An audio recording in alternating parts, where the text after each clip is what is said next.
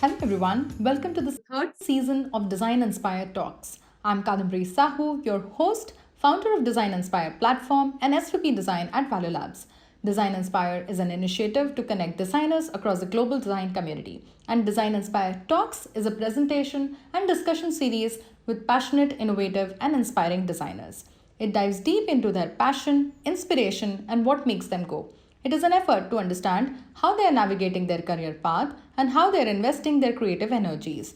We believe hearing their bold moves and inspiring stories will ignite interest and inspire the next generation of budding designers across the globe. So let's go forward with our guest today, Harshal Karvande. Harshal is a game design lead at Rovio, currently working at the Puzzle Studio in Finland. Before this, he was a game design lead at Zynga, working on FarmVille 2 in India.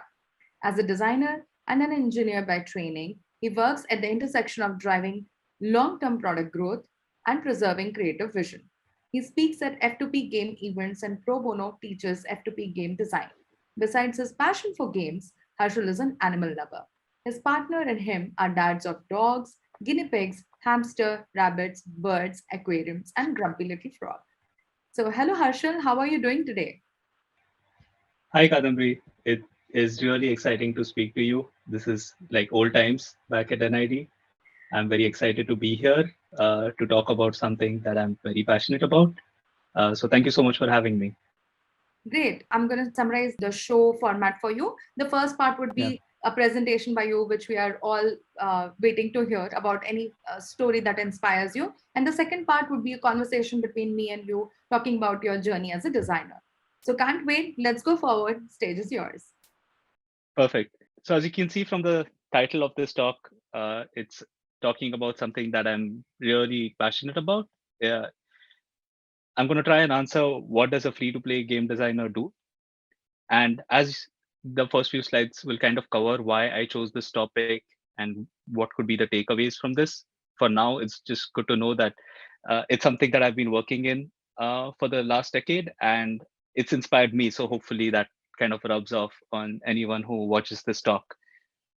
It's a general and for the sake of time and the broadness of the topic, I have kept it also very high level or you know um, uh, a very broad view. So uh, take the information in there with that kind of a view that it's a very maybe just like my personal take on what this is.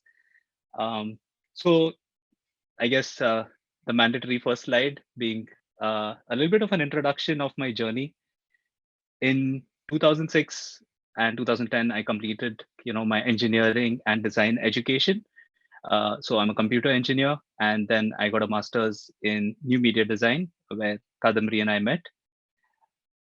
I would say that these decisions, looking back, actually stemmed from, as a child, I used to love playing video games with my brother. We used to just, sit on a couch together and play lots of Contra, Mortal Kombat. And since then, I had this inkling that, oh, it would be really cool if I could work in making games. And that kind of led to my decision of pursuing an education in engineering, just thinking that computers would probably have something to do with the digital games that I love. So probably an understanding of that could help me make games. And by then I had kind of explored a little bit more about, okay, what is design and how does that kind of impact the industry of game making. So I pursued that. After my education, I worked in a bunch of different studios on a bunch of different games.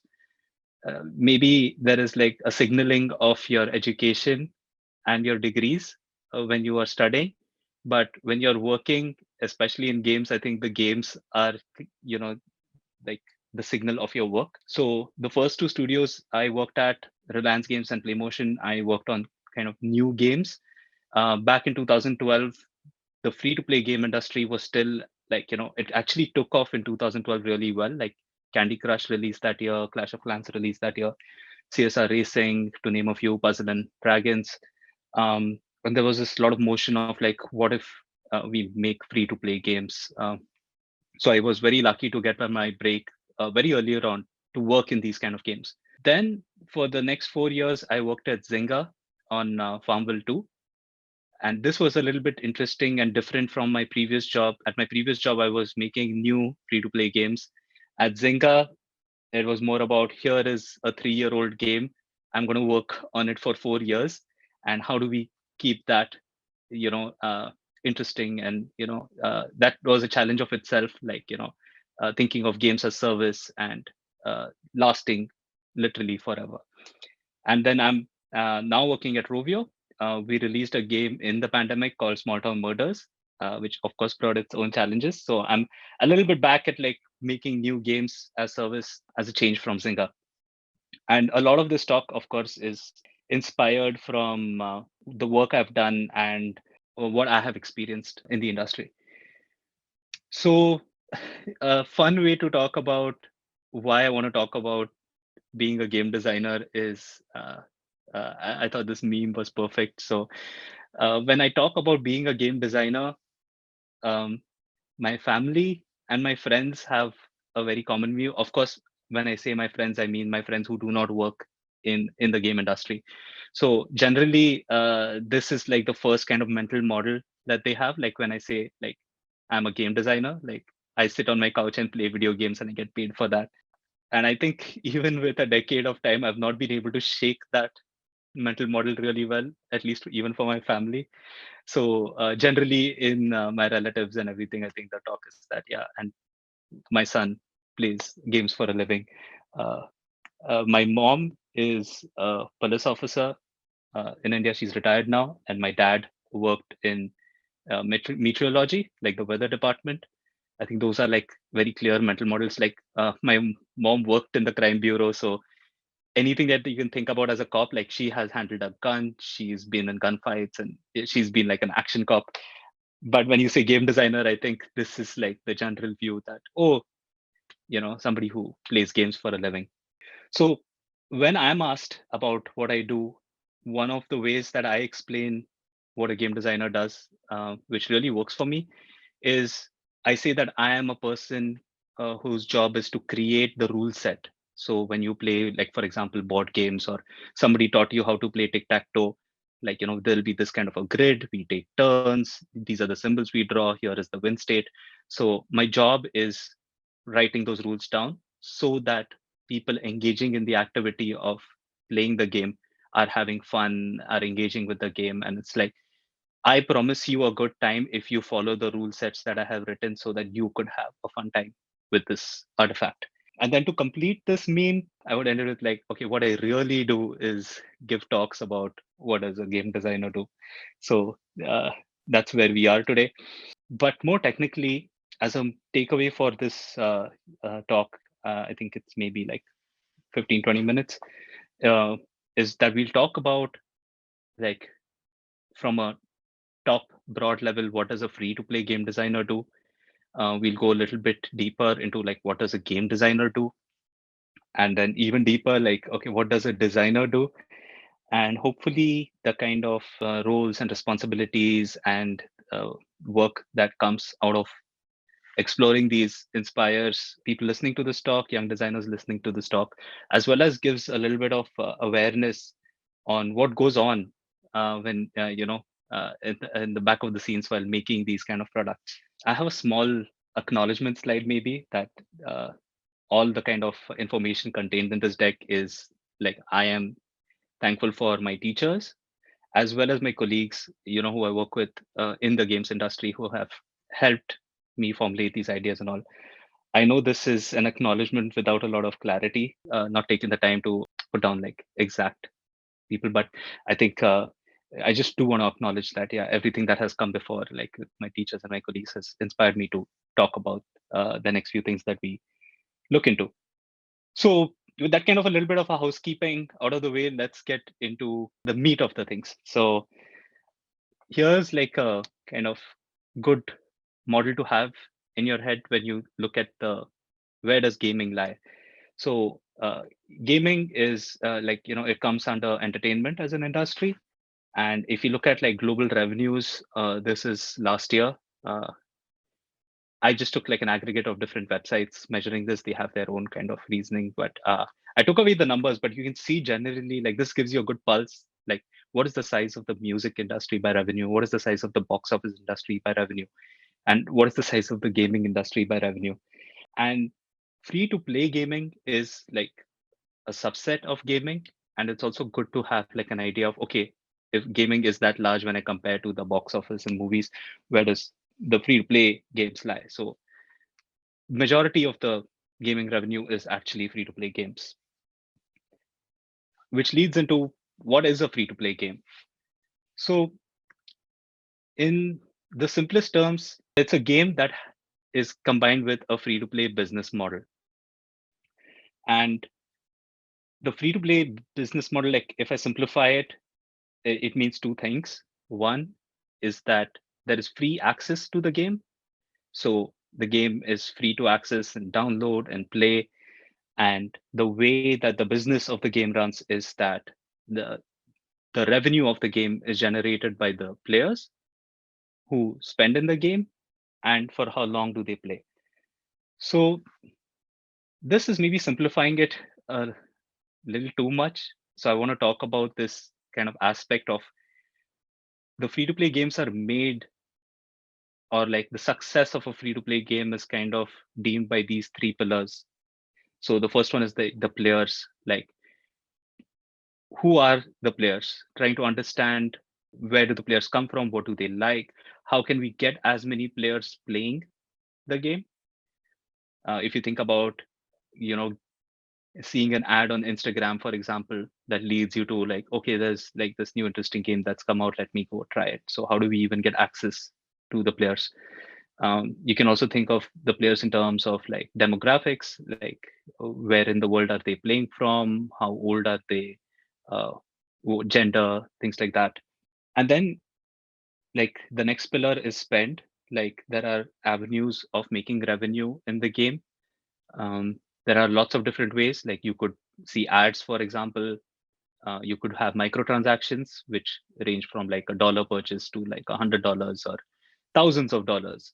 And then there is of course subscriptions where you can subscribe to things and have like a monthly recurring payment or pattern that you can have as a spend. And then there is time, uh, which is like if you think about FarmVille, like FarmVille last year, so that was 2019, celebrated 10 years. Um, and that makes you think of the product in a very different way. These are kind of everlasting products as free to play games. And it is quite common to see players playing your games for a decade. The Supercell games are like Clash of Clans and Heyday celebrated 10 years last year. Uh, and you can think of like uh, games like Fortnite, for example. It is a very different game now than when it launched. So, you know, now they have music concerts and a bunch of, creator modes and things like that they have. Yeah, you could almost like ask the question that, if this was not a free to play game, are we on like Fortnite 7, like the seventh iteration of Fortnite already? So the time is also is like a pillar of like how do we kind of measure being successful at free to play games. You could also see that these are like kind of a little bit contradictory to each other. That if we get as wide a player base as possible, the chances of like an average player from that pool spending is lesser. It's also very hard to carry as many players as possible into years of engaging with your product, especially when there are so many games out there competing for players, and time is like a very limited resource that we all have. Um, so hopefully that gives like a good technical overview of what makes a free to play game. So coming to working in free to play, one way to look at it is the job architecture. Different game companies have different architectures depending on the types of free to play games they make. And here we'll talk about a little bit about like what are the kind of the general roles or what makes roles a little more uh, like specialist roles. Um, So the generalist role is game studio hires a game designer, and the game designer just does the job of tasks that are related to design in the game, which we'll come to on the next slide. So the game designer, like here is an example of like a fighting game. So you can kind of think about like the game designer took decisions on how the fighting systems worked. Um, there are robots fighting and they upgrade. So what are the costs of the different things in the game, and things like that. When you move towards a little more specialist roles, then you can divide, like, for example, the game designer responsibility into different things. So one example here is Angry Birds. If you guys have played Angry Birds, it has a lot of different levels. You fling your birds at the pigs and create a lot of mayhem and destruction, trying to win the level. And then there are lots of levels for you to play. So you can imagine in a game like this, the job architecture would be that you have people dedicated specifically as level designers to make levels, so that you can create this kind of content. And then overall, like, a game designer could look at the other aspects of that. How do you progress between levels, and what are the costs of the various different things, and things like that. And then you can deep dive into even more specialist roles. So you can think about uh, the game designer or system designer who is specifically involved in economy design. So this is about how do we create different currencies in the game, how are they rewarded, how do players use them, what can players get for them, and making sure that the game's economy is well balanced, that players are engaged with the choices that they make, and it's fun for them. And if you have a game which has some characters and they have their little stories, then you could have a specific narrative designer taking care of the narratives in the game. And the last one is like user experience, but we'll get into all of these in the next few slides. What I wanted to just get across on this slide is that there is like a generalist role, and then there are specialist roles in the job architecture at different companies. Um, so another way to look at um, the game design role uh, is to look at like the skill sets required uh, to be a game designer. And to be a game designer means to be various different things, like these four things that I've mentioned here, which are like an assimilation of the different tasks that uh, the game designers would be faced with. Like the first skill is content design. So the role is basically of a world builder. So this is more about story, lore, and characters. Um, and if you think of yourself as a person who loves like telling stories, uh, really invested in like character characters and world building, this is like your affinity is for like content design in a game. So like if you look at the first screenshot, you can see like, okay, this is like the world is like is a throne room, and there is like these the colors and things show you like this treasure. And um, like the second screenshot looks at another game which has a very Looney Tunes approach, and that itself is a different kind of world and story, characters, lore. The content designers are also responsible for, the easiest part maybe to see is like the written content in the game. So for example, when you want to message in your game about different events taking part, um, or when the characters speak to players and all the dialogues, like that is like uh, a job for like a content designer. And creating content and world building, if you look at it from a high level view, it could affect things like, what is the theme or the mood of the game. But when you deep dive, simple things like what kind of objects are present in the game world comes from like what big decision did we take on the theme and mood of the game. which will then kind of come down to like what kind of items do we populate the game world with. The next skill set is systems design, and you can think of this role as a game balancer. So lots of different systems, mechanics, economy. So if you think of like collection systems, like, oh, what if players collect uh, sets of stickers, and this is how we'll reward player stickers with, and how often will they get them, and how many do they need to collect. That's if you like, if you have an affinity for balancing and probabilities, and uh, just maybe a simpler way to put it, like looking at Excel sheets and you see the beauty in when like your Excel sheet is well balanced, and how the different systems interact with each other, then you could have an affinity to be a systems designer.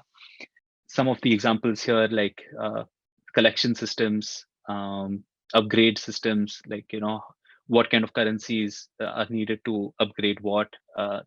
That's a very like a system specific economy design task. The third screenshot here is about leaderboards. So if you think of a game balancer, when you're creating like a leaderboard where players compete, there are a lot of micro decisions to be taken, like, okay, how many players compete? How will we choose the players which compete?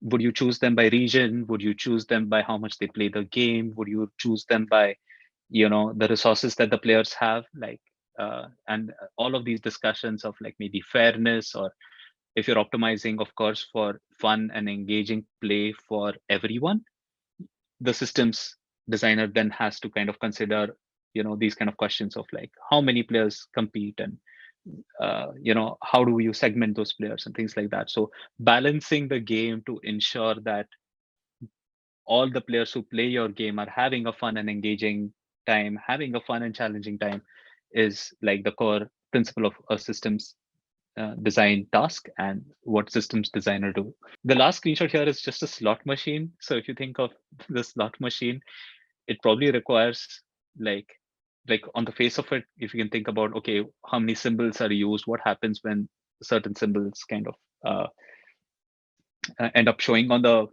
slot machines once you use it, and how many attempts can you take, what bets can you make. So these are all things that systems designers look at and balance, and ensure that players who are interacting with these systems are engaged and having fun.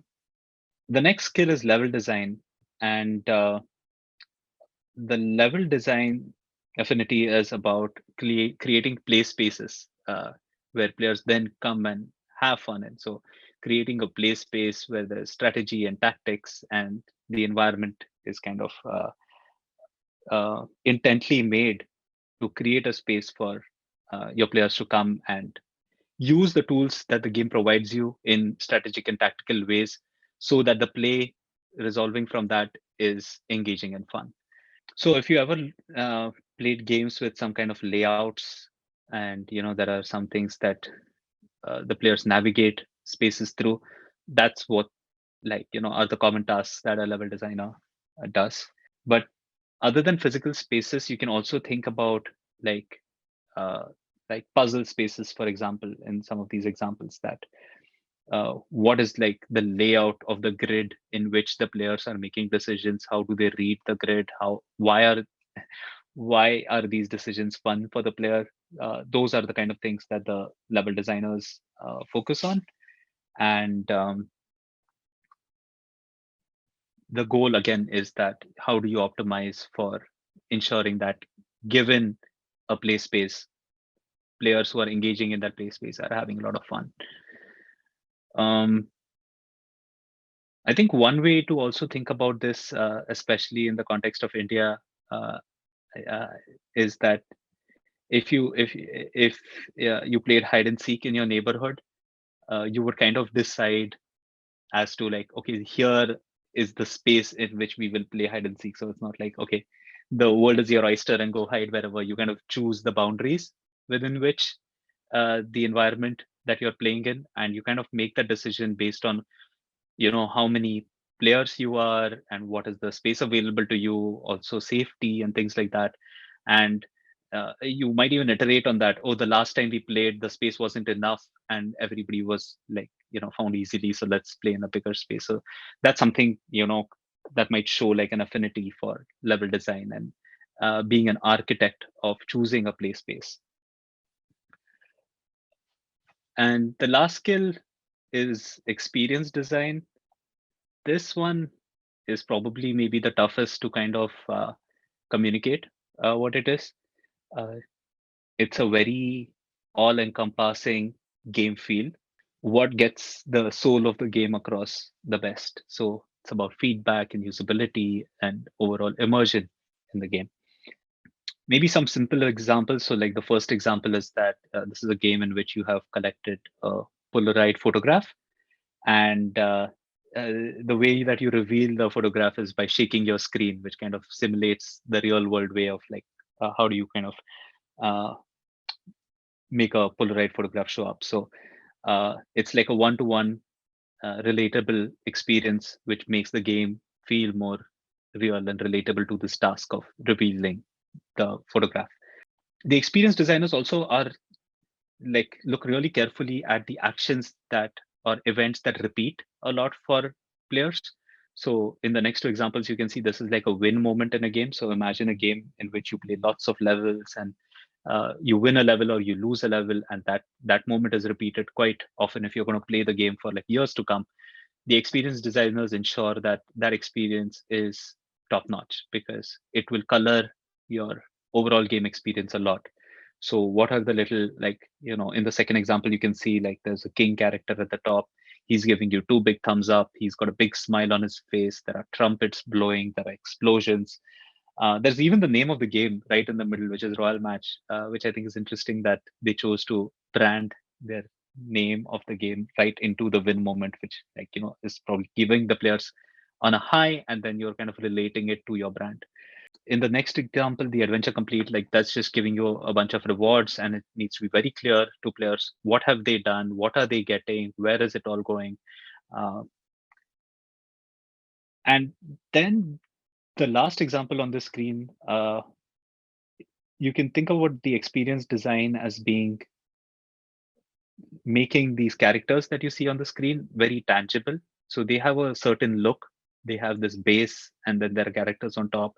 And just like having these kind of little miniatures, you can see that, the game is about collecting these miniatures and having fights with those miniatures, and how well this kind of experience is rooted in relatedness of players who like have collected miniatures outside in the real world before, and how they bring value or game feel to this game.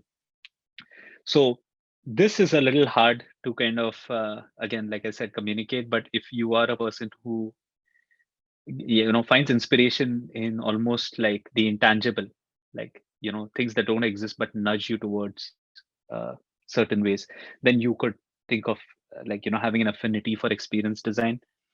I think one example that comes to my head uh, when talking about this, and probably like something that is like a bible for designers, is uh, the book The Design of Everyday Things.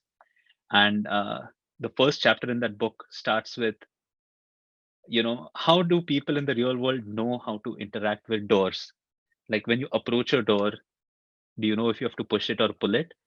And the experience designers are people who have affinity for that. Like how do we ensure that when players come to a certain interaction, they know exactly what it is in a way that it's almost invisible.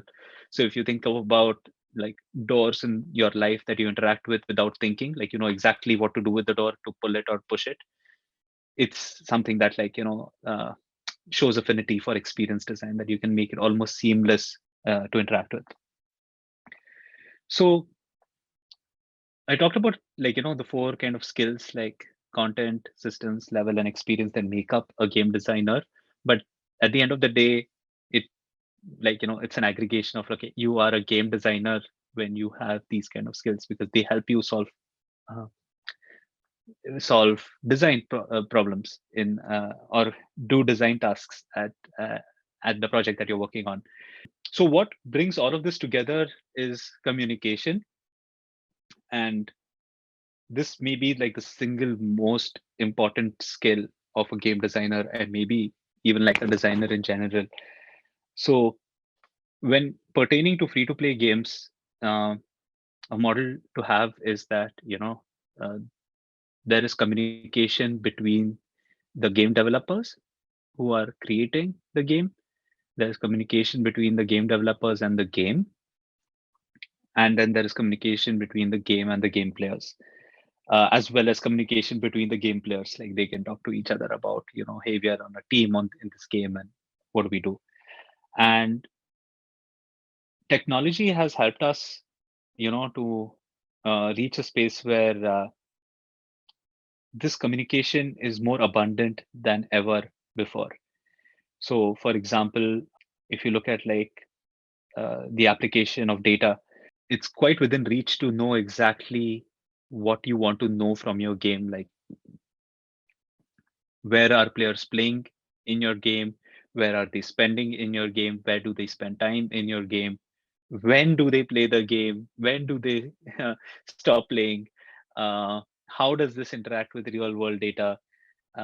As well as like nudging the game to do certain things. So it's very easy to have a lot of channels and communication. And what this brings is a lot of different challenges. Like, what do you optimize for? Are you reading the data really well? What does it mean? And hence, even with the different forms of game design or skills of game design, it really comes down to like, if you can't communicate effectively, then all of it is under arrest. Like, if you can communicate really well, then you could really drive forth, uh, you know uh, as a game developer, what your game is, and also communicate that same feeling to when game players of all different kinds of game players come and play your game. They get this kind of, they can see the intent or where this is coming from. So communication is more about what is interpreted and less about what is delivered. So, or I would say like the value of the communication is what is interpreted at the end of the communication, and not like the uh, what is being delivered. So this is really important as a core skill when you're working in games, as well as I think general overall design. That leads me to talk about a little bit about. Okay, so we talked about free to play games and the skill sets and the different requirements for those. And we're leading more and more into like design as a discipline. And the one of the single biggest challenge in design is that design is boundaryless. So here I've taken an example of what I worked on, which is Real Steel WRB. It is iOS Android free to play fighting game. It's based on the film Real Steel, which came out in 2011. It starred Hugh Jackman. It's quite a decent film. I don't know how to categorize it. It's a fun film. Even if you watch it now, I think the visuals hold up, and the story is basically. Uh, oh, I guess there's a quote on this poster which captures what it is. It's Rocky with robots. So if that kind of pings your interest, you can have a look at it. Um, This game was also, the free to play version was a sequel to the Real Steel game that launched alongside with the movie, which was a premium paid game. And being a free to play fighting game, it had all of its like, uh, loops of like, oh, you battle, you upgrade your robots, you get more robots, you can customize them, and things like that. So when I say design is boundaryless, I mean that given the task of designing a free to play fighting game that is Real Steel WRB, that has all of this history behind it, uh, means that I could really, like, as a designer, explore, okay, let me watch the film a few times. Let me look at like what were they trying to intend with the film. Let me look at the first game and, what was the intention of that and what was the result of that. And also look at like free to play mechanics and things and take decisions based on that. So even though design is boundaryless, design is also continuous boundary setting. So when we're making a game and this artifact is taking shape, we create a lot of boundaries. Like, for example, an easy way to explain is probably like how much of the film is inspiring what we are going to do in the game. Where do we draw the boundary? How much of like fighting games, and there are a lot of different fighting games that um, that players know about or have a game feel about. Where do we draw the line of what kind of fighting game are we making? There are a lot of free to play business models out there. Where do we draw the boundary of like what kind of free to play business model are we exploring? So all of this kind of continuous boundary setting shapes the artifact of the game that we are making. And because design is like this continuous act of boundary setting, it's also a way that it's a very personal way of affecting the artifact. So at the same time that the game is taking shape, it's also shaping you as a designer, because you take decisions based on where you draw the line of these boundaries and what you're letting in or what you're keeping away when you're making these. So just as you're taking decisions for the game, it also starts affecting how you are as a designer. And maybe coming to an overall conclusion to this whole uh, maybe meandering talk, this negotiation of boundaries is really interesting to me, because if you think of as a person having lived experience in the world, we are constantly doing this. Like we have either subconscious negotiation of boundaries or even something that we really believe in and chosen to have this constant negotiation of boundaries. So there are boundaries that we recognize as important. There are boundaries that we have described precisely. For example, like how well have you communicated or described it? Like this is something that I would never cross. Uh, as well as boundaries help separate forms. So like, this is not what I would want. So outside of this line is something that I would not experience. And this negotiation of boundaries is very personal, and that what leads you to the way you take shape in the world. Because when you're interacting with the world, when you are living in the world, your negotiation of these boundaries is what starts shaping you. So hopefully, like the journey of like what do free to play game designers do, what do game designers do, and how it affects you was interesting. So thank you so much. That was the end of my talk. I'm happy to continue our discussion, Kadambari. Awesome. That was quite educational, and it gives a quite great depth in terms of at least how game is classified, what are the things, and what one can expect, and how they you can traverse and the different boundaries of the game design, I would say. So Yeah. quite amazing talk, Harshal, for people who are looking out for game design. This takes us to the next part where we would talk about more about you as a designer, your Mm. journey as a designer, and what makes you unique, what challenges you have come across, to Yep. just share your lived experience so far.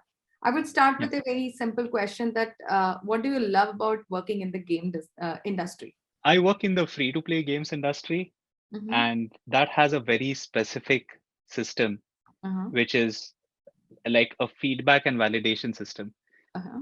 Free to play games don't like, they are not boxed products. So they are not like you work on something for 5 years, like some of those games, and you release them, and then they're out there like a completed movie, for example. Like you've shot, edited, did all your things, and then it's out there. A free to play game is always moldable, manageable, and you can immediately get response Mhm. from the audience about the decisions you're taking. I love working in free to play games because you know I do some work, it gets translated into something, and I immediately get like a feedback loop of what did that mean to players. So, for example, I worked on FarmVille, Mhm. and you can think of like a general scenario that, hey, there are no dogs on the farm. I think our players would love to have dogs on the farm. And there is this other question which immediately comes up. Okay, prove it. Like, yes, prove it that adding dogs to the farm means value to the players. The players will play our game for longer or more, or they will engage with our game more because we are adding dogs. And once you do do all the hard work of like how are we bringing dogs to your farm, you can actually immediately, as soon as you put dogs, like one day there are farms without dogs and the next day there are dogs, you can immediately start getting feedback, either through player comments or even just looking at, oh, players are playing the game more, or what are the signals that are showing that this was good or bad. So for me, I love working in free to play because I feel my work has real world broad validation of like, am I making decisions year over year in better ways that resonate with players, or am I not doing it? And I think that signals helps me make better decisions. Great. Now you've worked in two different geographies, right? You've worked in India and currently working in Finland. Can you compare, different between these two geographies as how different in culture of working might be? Yeah, yeah. So now I have been working in Finland for a little over 2.5 years, Mm-hmm. and before that, I was working in India for the whole time. Um, and one thing that really stood out to me about the work culture is, and I think if you Google it a bit, I think there's this general sense as well, but maybe I'll just talk about how I feel about it, which is uh, in India, there was a lot of hierarchy in organizations, Mm-hmm. and in Europe or in Finland, there is a lot of talk about like we have flat hierarchies, like there isn't a lot of hierarchy.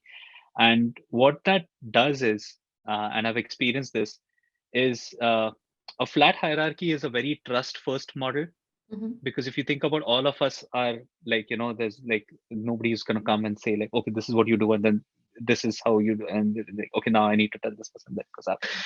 What that does is it creates this kind of trust first environment. Like, if it's flat, then we all trust each other, Mm-hmm. and like, I've hired you to do this part, I know that you will do it, unless other, it's like innocent until proven guilty, kind of a setup. Whereas I think like organizations with more hierarchy, it's usually like the rules and the governance of the hierarchy already make me feels like I'm not trusted. I need to earn trust. I need to do work so that it kind of echoes upward. But when you're working in a flat organization, I think there is this real sense of like uh, trust, and then whatever it comes with. So I think there are definitely pros and cons. I've not thought about this a lot, but that is definitely a pulse that I feel that uh, working in Finland is working in a non-hierarchical environment, a very trust first environment, versus working in India. I think that gets a very good point here. Like, in any of the creative, if you want to create like a creative culture, I think that's so much important, right? To get that Hmm. idea across, not just of the people, or just not having that validation models maybe, but having that Yeah, culture where everybody speaks up, where everybody is given that opportunity, that they can dream big and they can create impact in terms of whatever they're doing, even if small, big, whatever. But everything adds up, right, to create yeah. experience of what we see, and definitely that impacts. I mean, all of these little nuances of culture of the Hmm. team or workplaces, I think they have a great, they have a certain relation to what outcomes also come, right? What do you think about that? Isn't it? Yeah, I totally agree with that, and that's why I said like, I have not like I've made a pros and cons list. Yeah, The yeah, way I see it and how it affects me is that there are organizations with this kind of trust first model, and there are organizations with like, you build trust over time, yeah, yeah. and we as humans go through these boxes depending on what choices we make in life. Uh, But if you look at like a long enough time scale, let's look at like the next 100 years back at these companies, I would say that they would have equal success rate. Yeah. But then, as a person, I think it's very interesting to kind of switch your environment so that, you get like challenge yourself in different kind of environments. So uh, that's how I see it. Like, I don't really necessarily say one is better than the other, because I think in a long enough time scale, you will see that they kind of are equally effective. But Mhm. maybe on an individual basis, I think it's good that if you are feeling comfortable, and I don't know, if you are seeking new challenges in life, maybe it's good to then switch from one to the other to see how. your brain kind of gets a workout in a very different environment. I think I would go definitely for the flat org, sort of thing. Even like currently, even in the team, I think Mm, I advocate for that more. So maybe that's the reason I think that works more. But yeah, my yeah, bias, yeah, maybe. But yeah. Um, so I think generally I think when people are happy, they and they take more responsibility. It is more a better team, whatever collaboration, and that's where experience. But just that's my thought. Coming to yeah, creating experiences, right? In user experience design, from what we do here in UXG, or in general, like industry, if you look at UX design, you start with personas or your users, and you work towards things that you are going to create. Can you yeah. talk a little bit about gaming, as to how you look at, do you guys like, do you create like a persona first and then you try to think about the narratives, or how does it go? What is the process like? Yeah, yeah. I think I'm going to answer this question in maybe like in the lens of just games and entertainment. Yeah, yeah. Like the thing that we learn in free to play games Mhm, is what makes something fun mhm, and engaging is you will always be challenged by hmm, your players. hmm, It's a very simple kind of way to think about this is like I have pets and I have some dogs, mhm, and uh, say it's one of my dog's birthdays, and I'm like, okay, I'm gonna get them something exciting. It's their birthday. Yeah, I'll have like a little gift, and it's like maybe a toy inside, and I give it to them, and they end up playing with the box, and like the toy is forgotten, and I don't know what do I take away from that. Like, oh my god, like uh, maybe it was like an expensive toy, or like I picked it up specially because I thought you would like it, but you clearly enjoyed the box more. yeah. This has been like a constant experience in the free to play game industry. Like if you think about free to play games, like when Mhm, FarmVille came out or Candy Crush came out, there was almost this kind of visceral reaction mhm, that how is this fun, or why these are not even games, for example. So like there is, I think, a lot of notion that you need to uh, kind of challenge. mhm, If millions of people find this game activity fun and engaging, mhm, then would you really question, like is it fun or engaging? So just like those bare definitions which you might think there is agreement upon, I think just mhm, challenging those makes it quite different. Maybe one parallel to this discussion is what happened with uh, I think Scorsese made a comment on the success of the Marvel films, like the mhm. superhero films, and he said, like, these are not real films. And like when it was being discussed a lot on social media, I really felt like this is exactly what happened. When Farmville and Candy Crush and games like that came out, like your grandmother's playing them, and like these are not real games. I play Counter Strike, or I play like Call of Duty, and these are real games, and those are not real games. The Marvel films are hugely successful, Mhm, mhm. like massively successful, right? Yeah. The superhero films, let's say. And if you just put it on paper, it is interesting that a large population of the world finds, like the top grossing movie is this. I don't even know, is it the 26th movie, like like of all that came before, and then end game happened and the Avengers happened, and you need to have all of this context, and which actor changed and what happened and how are their rule sets in the comic books, and you can have like this massive spreadsheet. I don't think, now that we are living it, that's the truth, but it's very hard to, even if you just go back, I don't know, 20 years, to Mhm, say that this is what not players, like movie watchers will be interested in as entertainment. Like, all of this, let's say, baggage that mhm. comes with Avengers being so successful. Just, I don't think anybody could have predicted that, that's where we are going, that, that's what engages people. So I think it's the same with games, that nobody could have seen it coming, with the success of free to play games. No, but what's the process like? If you're starting, let's say you're starting a new game that you have to build Yeah. today. So what are your Yeah. considerations when you start with the game? Like, what's the brief like? Hmm. The things that are generally applicable uh, is there a market for Hmm. the game that we are building, Okay. and can we build it? And I think those two can be answered in a lot of different ways, that have we built such kind of products at the organization that we're working in? Mhm. Are people who are involved in building this product have some kind of historical engagement with building something like this? How successful have we been? What have we learned? Like, it's like a precedent study in Mhm. what we do in design, like, trying Yeah, to yeah. what is our goal, and what needs to be true for this to succeed, like, Mhm. are all the pieces coming together? So those are the things that we usually take decisions on.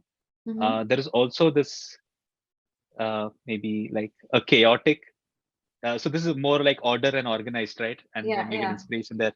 And there is also this kind of chaotic element that you could let people run free and see how that kind of impacts things. So for example, having game jams at your studio, and Mhm. really immersing yourself in varied experiences, I think helps with this kind of like what we quote unquote call creativity. And in games we call it like fun. Like, it's very hard to kind of quantify what is fun. So I think like an equal measure of like kind of chaotic as well as orderly ways to approach answering, can we build it, or what are we building, and who are we building it for? uh, and if you have a good overlap between that, then we are on the right track. And then there are lots of ways to kind of you know make like a most lovable piece of what you're trying to do. Mhm. Like for example, if you think of FarmVille has a lot of intricate systems. You can do some kind of cooking and crafting, and there are all these elements to take care of. But the magic of the game was just that, you know, plant a crop and watch it grow.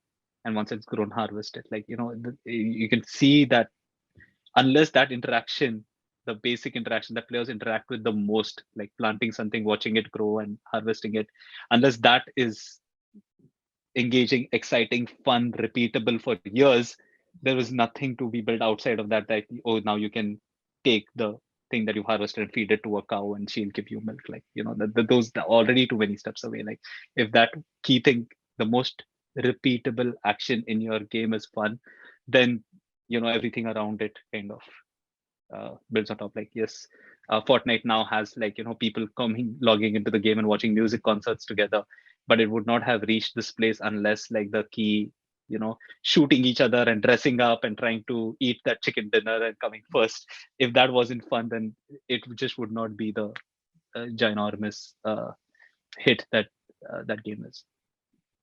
All right. So let's talk about your role, like what you currently do, and what's like the favorite part or most lovable part of your job currently. This is a tough question.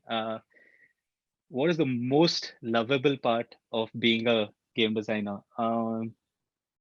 Yeah, I think what I really maybe love the most is I feel like I am closer at uncovering like the fabric of reality the Mm, more I do this job. Because, like, as designers, one of the key things that we practice is we reflect on and in action, right? mm, So when you're playing a game and you're having fun, you're engaged, you're excited and you're feeling all of these emotions, as a designer you're also thinking, wait a minute, like there's like a kind of another person sitting behind you and asking, like, why are you having so much fun? Why are you feeling these things? How are you interacting? And I think it's a learned skill. Like, it takes some time, like, so that when you are reflecting in and on action together, it should not kind of take you away from the fun. inaction experience. But I think uh, that skill, like developing that skill, is a real life applicable skill, right? Like, you go for a dog walk and you really know, like, why are you feeling certain things? Is it like the neighborhood you're walking? Is it the time of day, who's passing, and things like that? I think it gets you more closer to the fabric of reality or seeing things. So uh, I don't know, that was a long way to answer. Like, what I love the most about being a game designer is, I think it makes me appreciate reality, or like the fabric of reality, more. So now let's talk about some of the projects that you've done. Okay, talk about some of the projects that you're really proud of, and what made you proud in terms of that satisfaction of designing, maybe. Wow. Okay. Now, whichever project I pick, all the other projects are going to be like unhappy with my decision. So, but Real Steel WRB was my first project, so there is like it has like a special place in my heart. But just coming to like like maybe my recent experience, like we released Small Town Murders and we worked together. Uh, Not only did I kind of uproot my whole environment, like I moved countries. Who would have thought that 2019, at the end of 2019 is when we moved here, the world would change the next year so drastically. My God. One day we are like all discussing what are we making, and this Small Town Murders game, and isn't it interesting as a project, and we're learning, and we are in a physical space together. Like it's a very small team, so there's a lot of like cross over and collaboration and communication that happens. And then it was like COVID hit, and like, okay, maybe we go home for like a week and we come back, right? Like that was the thought, like in March. And it's been 2 years since that has not changed. Finland is a little more careful in a way that we are still, even though it has been in control here, the government suggestions are always like just be a little more careful and things like that. So we have continued in hybrid work, and I think that has been like my favorite part of the project, that we are building something new, and now the world has changed, and how do we kind of still face this challenge. So it is it's good, made me grow quite a lot, and like I have a lot to say about like, okay, the Small Town Murders project.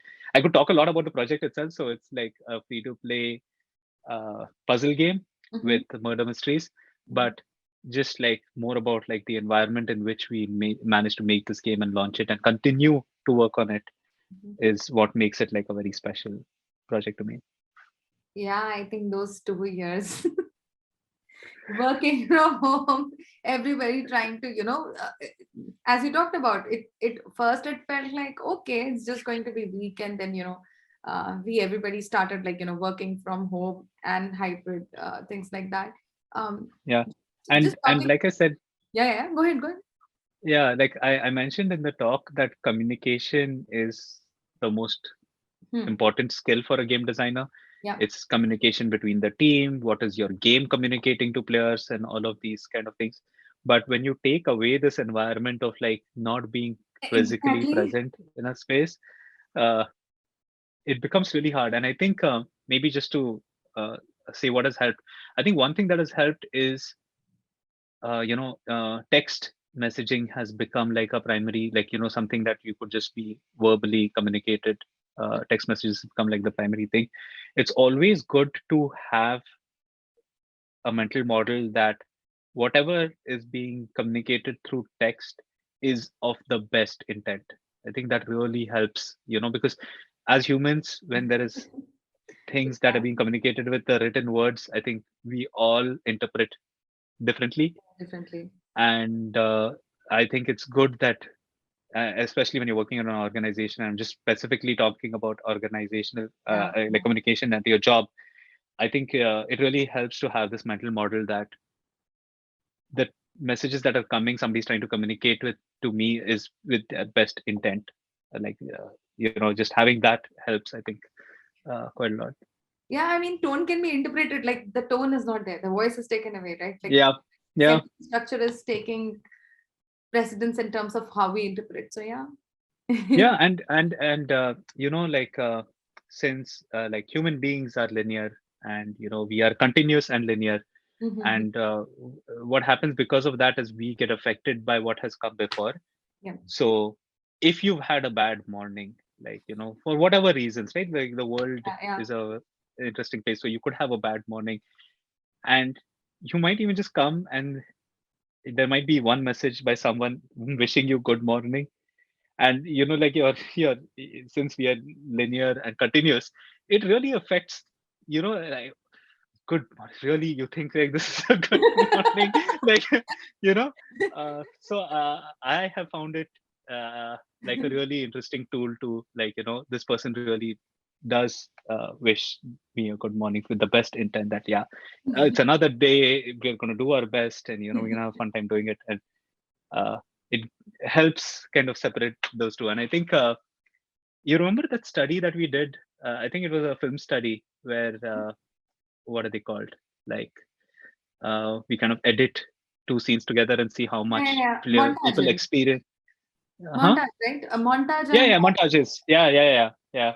And that's just how our human brains work. We are linear and fully continuous beings. So, what has come before does affect it. So, yeah. changes the whole story. Yeah. I see fear in somebody's eyes or hunger in somebody's eyes, depending on how hungry I am. Yes. So true. Let's talk about some of your pastimes now. Like, there's a Yeah. lot of work that goes on to make a great game and, to make great experiences. How do you use your time when you are not working? So I'm going to have like a really long answer to this question. I think, yeah, uh, you're going to regret it maybe. No, no, But no. I'm very happy to hear. I learned very recently, like I live in a way that there are things that need to get done Mm-hmm. and life happens after those things are done. So, I live my life in a like, there are these things I need to do, and hopefully once they are done, I can live my life kind of a way. Mm-hmm. And